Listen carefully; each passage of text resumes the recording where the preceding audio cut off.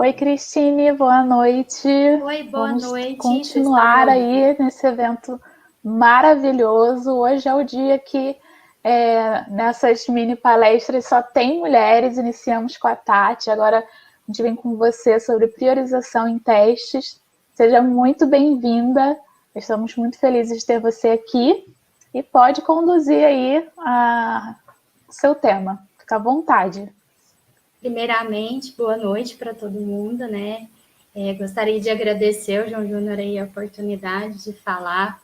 Para mim, palestrar é um pouquinho difícil, porque eu sou muito tímida e introvertida, mas eu acho tão importante a gente conversar a respeito do assunto, né? Achei maravilhosa a palestra da Tatiane, até queria agradecer ela, porque ela trouxe de volta aquele carinho, aquele amor que a gente tem sobre a área.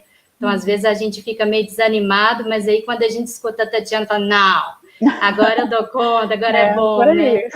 Primeiramente, também gostaria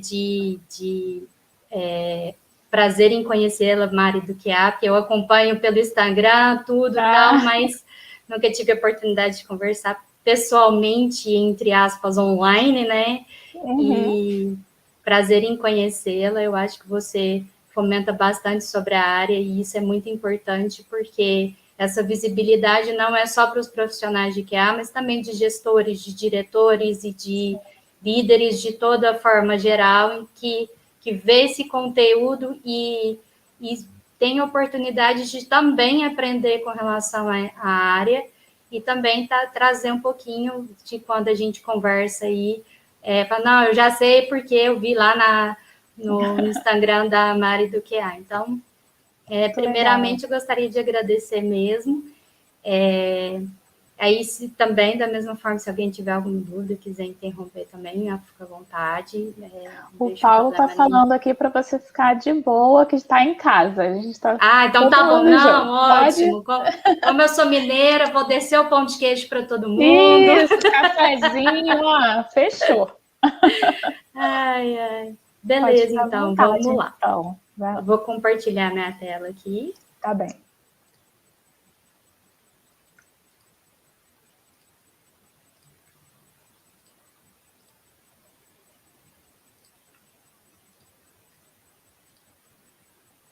Aí vocês me falam se vocês estão vendo a minha tela, se estão me ouvindo, se está tudo joinha aí. Tudo certo. Beleza, mas vamos lá.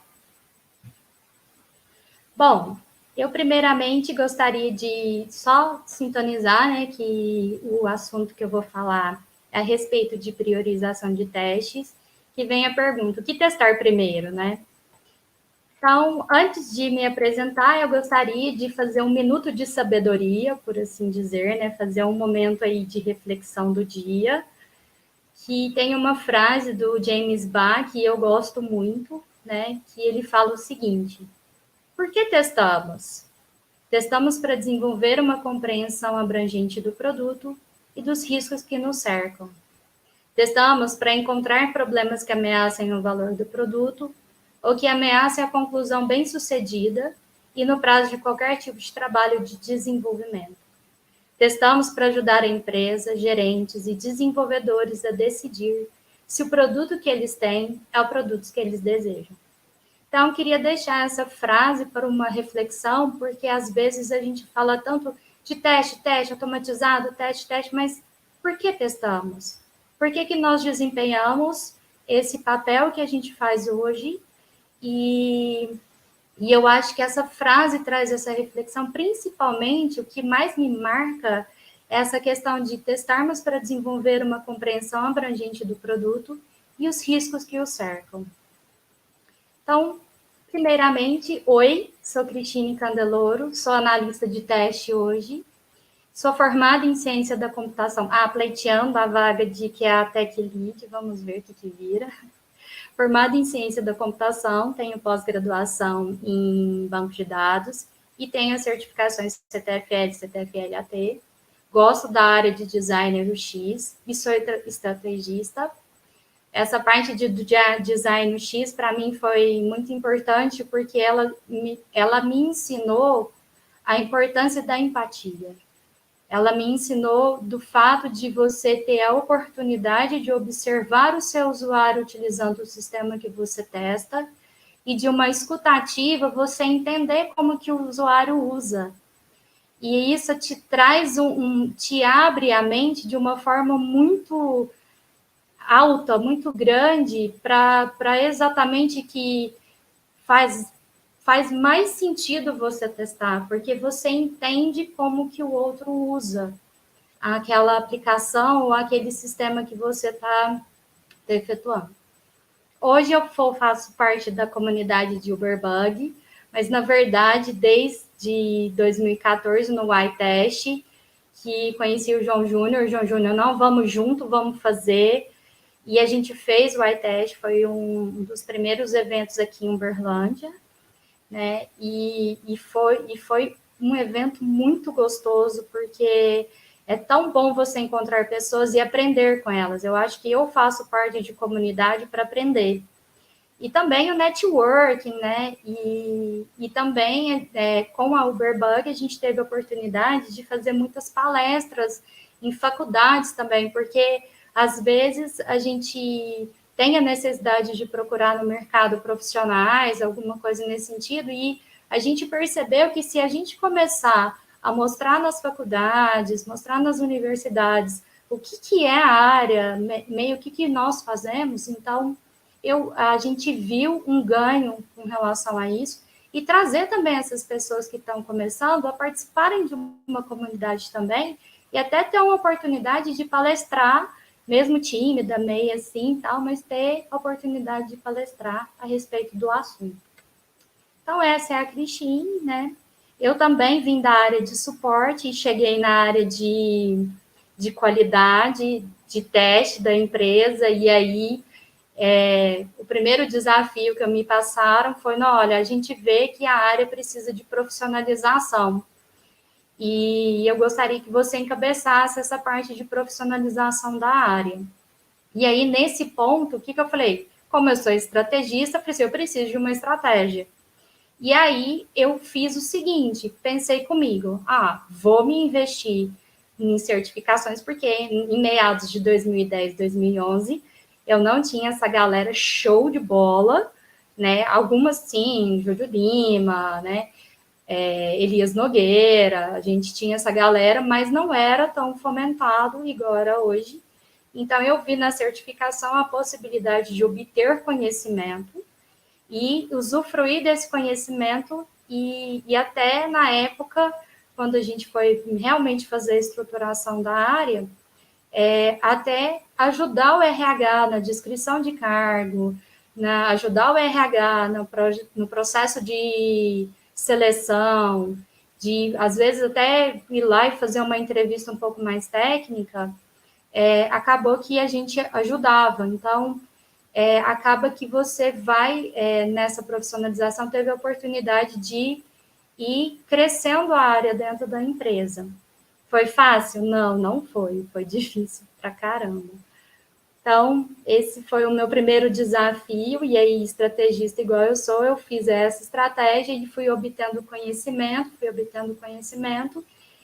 adquirindo conhecimento, fui fazendo networking também, e aí fui fomentando com relação à área, e você ter a oportunidade de trabalhar com pessoas muito boas, que te fazem crescer e que te fazem evoluir, é muito bom. Então, eu tenho essa oportunidade, por assim dizer. Então, já acho que eu já falei demais de mim. Então, para a gente falar sobre priorização de testes, eu queria só trazer alguns conceitos que eu acho que são importantes, só numa questão mesmo de trazer a percepção de estarmos na mesma página, por assim dizer. Então, eu acredito que tem N pessoas aqui que já conhecem esses conceitos, né? Mas pode ser também que tenha alguma pessoa que não conheça, então, só por uma questão de estarmos na mesma página. Então, testes regressivos foi falado na palestra, em várias palestras, né? Mas para deixar só, como se diz, conclusão do negócio, por assim dizer, o teste regressivo são testes que vão garantir que as funcionalidades já existentes continuam funcionando. Já que a gente vai falar sobre priorização, eu procurei o conceito de prioridade. Então, a prioridade, ela é nada mais que um atributo que você considera importante. Um atributo no sentido assim, o que é importante de funcionalidade que aquele software tem. E dentro do IEE, que é um instituto de engenharia de software, sim, traduzindo bem macramente, ele fala que a severidade e a criticidade eles acabam tendo sinônimos, né? São sinônimos, são definições que precisam ser olhadas quando você tem uma não conformidade. Então, a prioridade é você olhar o que é importante dentro do software. A análise de risco, ela já advém de você verificar pontos críticos que possam ocorrer não conformidades dentro de uma execução dos testes. Já os testes progressivos são testes que as funcionalidades novas ou funcionalidades que venham a alterar comportamentos já existentes é o que a gente considera de testes progressivos. E o quadrante de testes é um quadrante de testes ágil, que eu vou até colei aqui, pegar minha colinha aqui, que ela foi criada por Brian Merrick, mas que no livro da Lisa Crispin e da Jane Gregory, elas mostram tanto que a clarificação e a transparência que você tem dentro do quadrante de testes, de olhar quais são os testes e quais testes que possam vir a ser prioritários, no nível de quais são os testes que são importantes e aí por isso que eles são prioritários, para que você faça para você ter uma cobertura de testes adequada. Então, aqui são só alguns conceitos para a gente estar aí na mesma toada, por assim dizer, né? Então, saindo dos conceitos, aí eu vou... Peraí, travo aqui.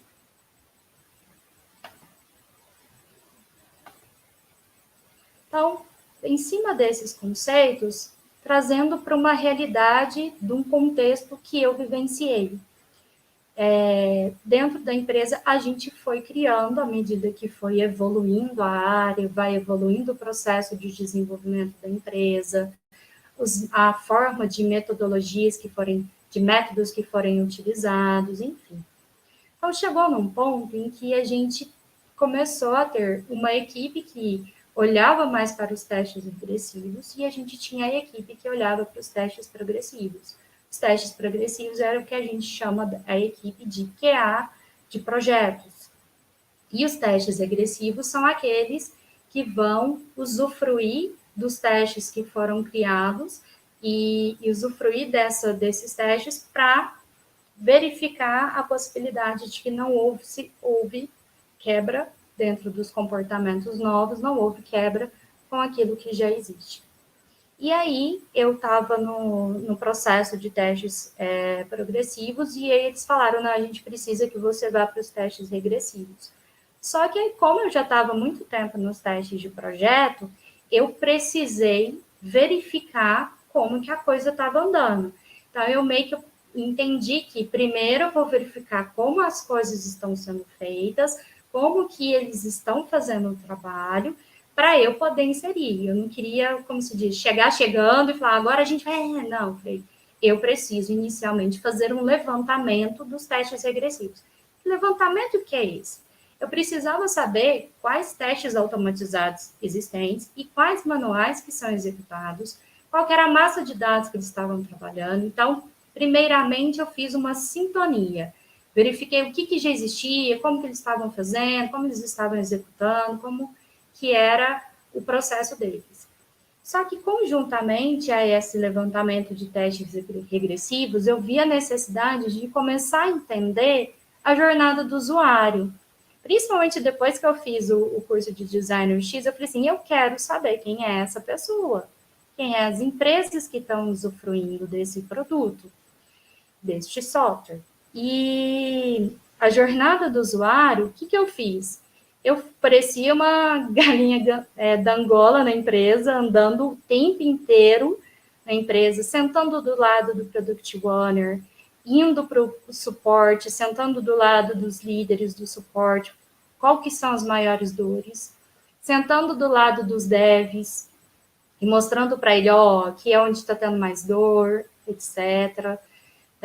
Tanto é que tem até um dev que quando ele olhava para mim, ele já, não, você vai vir me mostrar erro do meu código. Eu, não, vim aqui só para falar bom dia. O NPS também, que ele é um indicador, não só, você não olha só a satisfação dos clientes a nível de produto, de software, você pode olhar ele de N vertentes, mas aqui no NPS eu fui buscar junto com a equipe que era guardiã do NPS, por assim dizer, para verificar quais que eram as dores que os clientes estavam falando a respeito do software, e avaliação dos aplicativos via Play Store. Eu acho isso aqui riquíssimo. Então, todos os aplicativos que a empresa tem, eu sempre vou lá e vou verificar a avaliação que eles fazem, porque ali te dá um insumo muito grande, é muito rico, porque às vezes vem assim uma avaliação, põe 5 estrelas, mas fala assim, mas o botão podia tanto ser um pouquinho maior, por exemplo, ou, nossa, ali podia tanto ter um filtro, ou ter alguma coisa, e aquilo ali te traz um insumo também dentro da jornada do usuário, que não só garantir aquilo que existe já funciona, mas também melhorar aquilo que já existe também, dentro da perspectiva e dentro da visão que o usuário está tendo com relação ao software. Então, os aplicativos de Play Store, para mim, foi riquíssimo, e o Google Analytics também, que te traz, o Google Analytics, ele te traz informações de perfis de usuários. Ali eu tinha condições de verificar quais eram os browsers mais utilizados, dos softwares que são de web.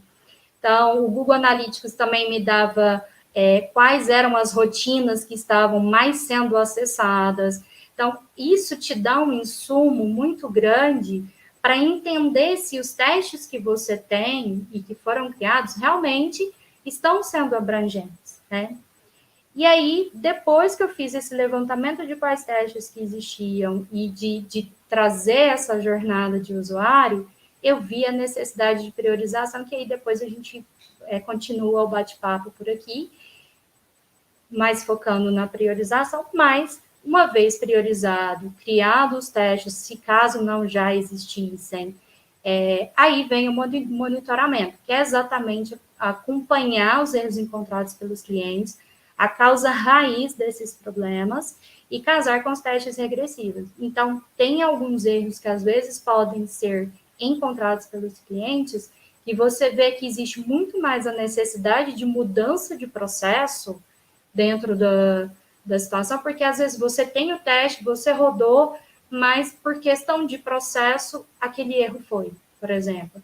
Então, o monitoramento, além de verificar os seus testes, se eles estão rodando, se eles estão ok, se esses testes estão dando uma cobertura, o que está acontecendo, além deste monitoramento, também é importante acompanhar das dores dos clientes que estão dentro do atendimento ao cliente e ver também, porque às vezes o ajuste não seria tão a criação de um teste, às vezes o ajuste seria a nível de processo, às vezes verificar junto com o pessoal que é responsável pela compilação, de esperar o teste rodar, ou de verificar se aquele erro foi corrigido antes da publicação em produção. Então, às vezes, nesse monitoramento, você acaba também tendo essa visibilidade de processo.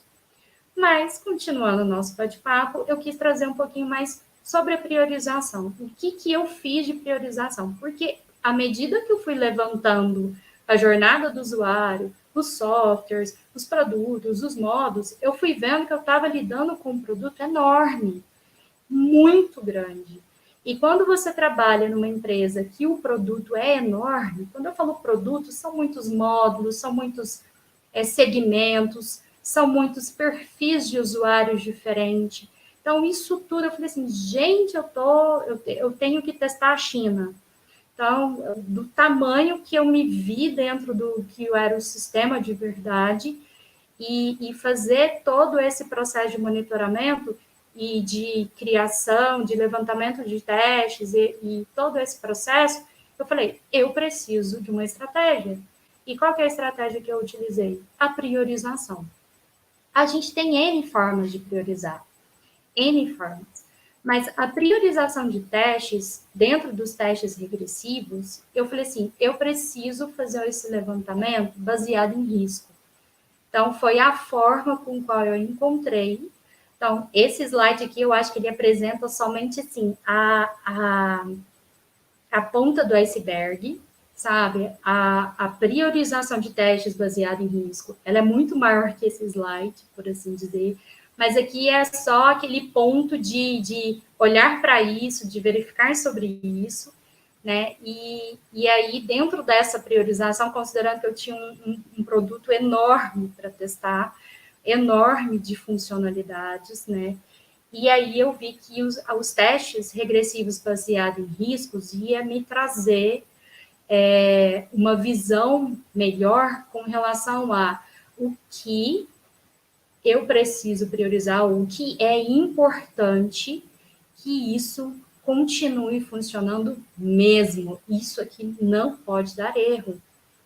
E aí, com relação a isso, eu fui começar a estudar sobre esse processo de testes regressivos baseados em risco, e aí eu vejo em 3 palavrinhas aí, que é a severidade, a probabilidade e a urgência.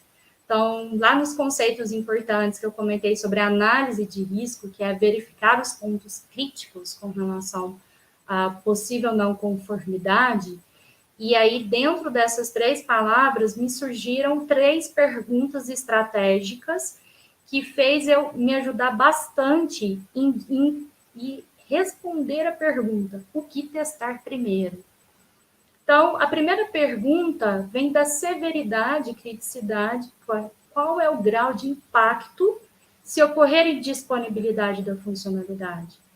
Então, por exemplo, se você pegar um aplicativo de banco, se você não conseguir pagar um boleto, se você não conseguir fazer uma transferência no Pix, o grau de impacto disso, ele é alto, ele não é?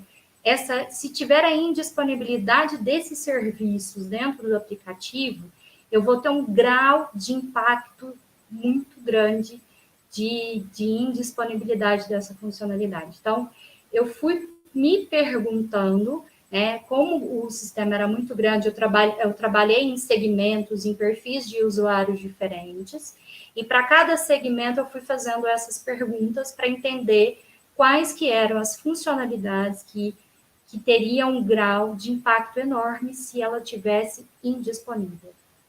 A segunda pergunta que eu me fiz é qual que é a probabilidade de acontecer problemas nessa funcionalidade base? Porque eu fui separando nesses segmentos e fui entendendo quais que eram as funcionalidades base.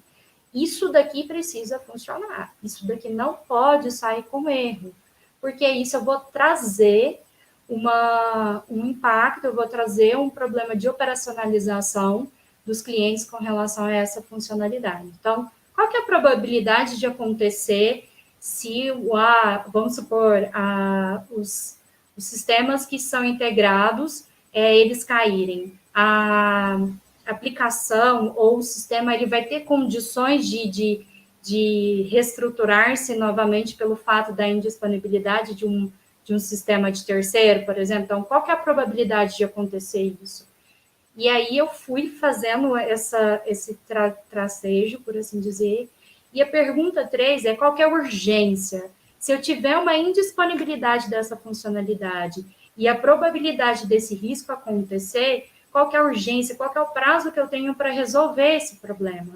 Quanto que a gente vai ter que resolver? E uma vez que eu comecei a fazer essa priorização baseada em risco, eu cheguei na conclusão que a gente não trabalha sozinho.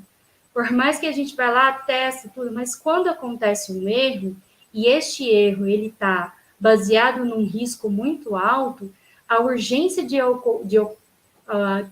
corrigi-lo ela é muito alta, mesmo que ainda não esteja publicado em produção. Se tiver publicado em produção, então, aí, nossa, Deus nos acuda. Mas, se essa urgência de que ela precisa ser corrigida rápido, se você conseguir pegar antes e conseguir antes de ir para o cliente, vira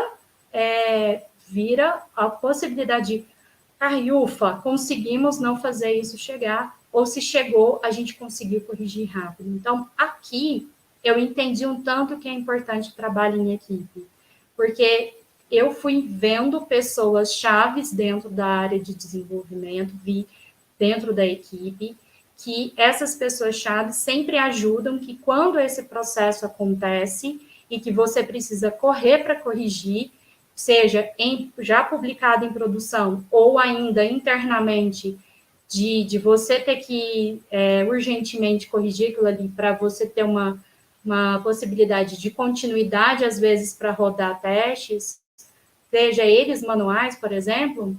Então, ali eu vi a importância que o trabalho em equipe tem, de quando isso acontecer, você ter uma equipe de retaguarda, uma galera que já vai lá e já para uma compilação do sistema ali naquele momento. Então, a priorização baseada em riscos te dá uma clareza e uma visibilidade para a equipe inteira que essa funcionalidade ela tem um grau de impacto grande, ela tem uma probabilidade de, se determinada coisa acontecer, ela vai ter uma priorização alta e a urgência de ter que corrigir aquilo ali para voltar ao normal. Então, a priorização de testes baseada em risco, ela me trouxe essa riqueza, por assim dizer, de entender dentro dos segmentos aquilo que doía, por assim dizer, e trouxe isso de uma forma que me possibilitasse de agir rápido num ato de um erro acontecer.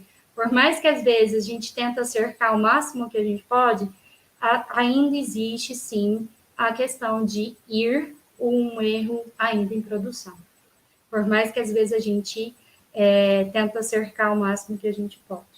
Então, a priorização de testes regressivos baseados em risco, para mim, foi uma estratégia que me ajudou muito na hora de ter essa visibilidade, de trazer para a equipe como um todo aquilo que onde dói, por assim dizer, e acaba que, enquanto era presencial, eu corria a empresa inteira, e hoje eu sou do grupo do Hangout, então eu faço trocentos mil grupos de Hangout para conversar com todo mundo quando essas situações acontecem.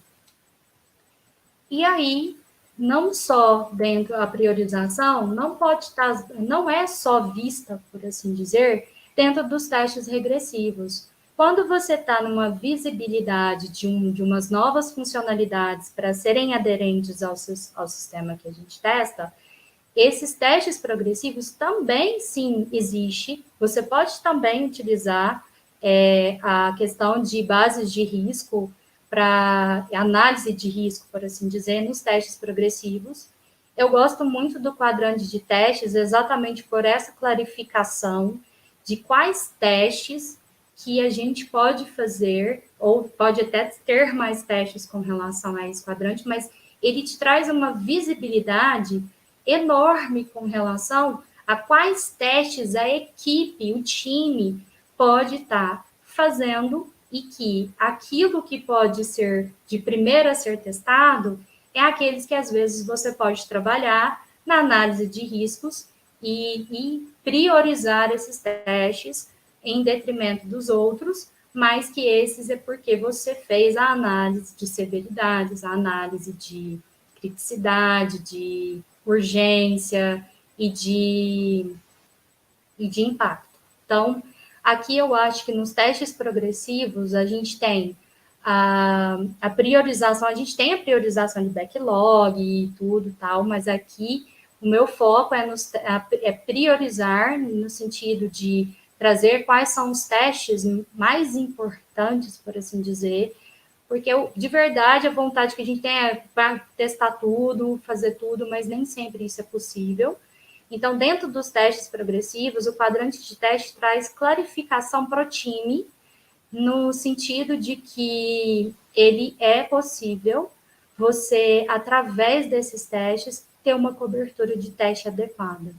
Então, por exemplo, às vezes um teste de performance de carga, às vezes ele se torna prioritário porque aquela nova funcionalidade, ela vai trazer muitos dados, ela vai trazer um relatório ou alguma coisa nesse sentido. Então, ali você já começa a ligar a luzinha de que um teste de performance de carga, ele pode vir ser importante para ser efetuado, considerando da condição e do contexto que aquele requisito está te trazendo ali no momento. E isso pode ser usufruído dentro dos testes progressivos também. Aqui eu trouxe todas as referências bibliográficas de falar assim, onde que a Cris tirou esses conceitos? Então, aqui são as referências bibliográficas que eu trouxe para trazer embasado, por assim dizer, né, esses conceitos importantes que eu trouxe para vocês. Foi uma questão de trazer um pouquinho de uma experiência que eu tive, que eu vivenciei dentro da área, e que foi muito importante, e ainda continua acontecendo, por assim dizer, como se diz, hoje eu estou mais na parte de sustentação, eu sou uma pessoa que eu falo que eu sou meio pedreiro, né, vai em todas as obras, e aí eu fiz, hoje eu estou na parte de sustentação, mas esse trabalho com relação à parte de priorização, a parte de testes regressivos continua existindo, tem pessoas maravilhosas trabalhando nesses projetos, nessas partes de testes de integração. Então, assim, eu particularmente, eu posso falar que eu sou privilegiada porque eu trabalho numa equipe hiper bacana, e se eu puder, não sei se me é permitido, mas se eu puder dar uma dica, que quando eu comecei a obter conhecimento sobre a área, eu sempre passava e disseminava o conhecimento somente para aqueles da minha equipe. E aí eu percebi o erro que eu cometi, que eu falei assim, gente, eu não tenho que disseminar o que eu conheço somente para os QAs, eu tenho que disseminar para todo mundo. E quando eu percebi o meu erro, eu falei assim, eu já sei o que eu vou fazer. Há muitos anos atrás, a gente tinha um Hora QA que a gente ia para o boteco para falar sobre a área, não sei se o João Júnior lembra. E aí eu falei assim, eu vou roubar essa ideia e eu vou levar para a empresa. E eu sentei com o gerente do desenvolvimento, virei para ele e falei assim, você me permite eu fazer uma hora QA? Ele falou, permito. É 1 hora por semana, uma vez na semana, dependendo a gente está com o projeto Go Horse, estamos lascados, mas em 15 dias, então, a gente faz 1 hora, e essa 1 hora é exatamente para trazer temas de qualidade de software, e aí, brilhantemente, eu consegui o último Hora QA, que quem ministrou foi um desenvolvedor. E na verdade, ele é tech lead, ele é desenvolvedor sênior, tech lead. E ele que ministrou o Hora QA para a gente. Então, querendo ou não, é uma forma de disseminar o conhecimento da empresa, na empresa, de trazer um pouquinho a oportunidade de disseminar a qualidade e também a oportunidade também de ver qual que é a dor que o desenvolvedor tem, às vezes na hora dele verificar que testes que eu faço aqui, o que eu posso fazer como os testes, e ali você vai tendo a oportunidade de aprender com ele, né, porque às vezes a gente não conhece, eu não conheço tudo do fonte, nem tenho, nossa, acho que eu não conheço nem 5%, se brincar, mas é uma oportunidade de você ir aprendendo e ele aprendendo com você também aquilo que você aprende no dia a dia. Então, eu não sei, é só vamos dizer assim, um pito caseiro, por assim dizer. Eu só estou com uma tela, então eu não estou vendo o chat, não sei como que tá, mas o que eu queria apresentar para vocês é isso, eu não sei se passou o tempo. Não.